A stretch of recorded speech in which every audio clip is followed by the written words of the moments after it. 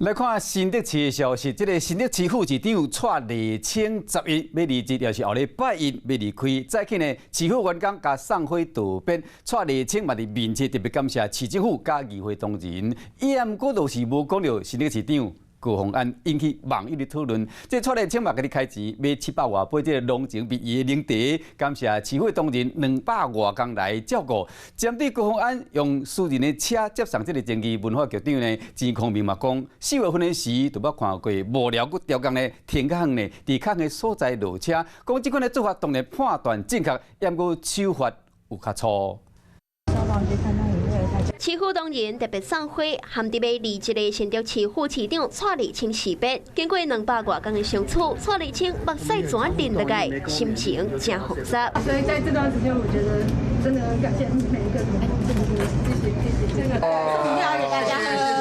下任进前，伊阁家己开钱买700外杯饮料，请市府员工啉。顶管阁写261工，有你真好，为一粒大大粒的爱心，看出来和市府员工的好交情。一定是舍不得的啊！那市府每个人都对我那么好，那市民朋友其实也都对我很热情啊。蔡立青也雨伞亲身送饮料，市府员工更加送花拿个祝福。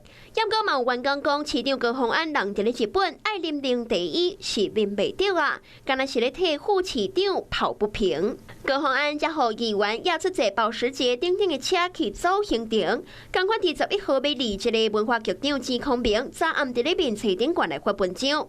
2023年的4月，新竹市儿童艺术节，黑色的保时捷就已经有出现。阮一群人伫咧路边准备迎接市长的时，熊熊一台黑色的保时捷驶入来，停伫咧较远的所在，市长竟然该为遐落车。一定是考虑到员工的问题，判断正确，也毋过手路真粗。钱康明进前才讲，家己离职是安全下装，如今都还未正式交接，就骂高虹安私车的证据。新竹市府当咧上演一场看袂到的风波，要互外界是看甲不飒飒。Hello， 我是林明瑞。想要抢先掌握最及时的新闻资讯吗？赶快订阅、按赞、开启小铃铛，锁定我们华视新闻的 YouTube 频道。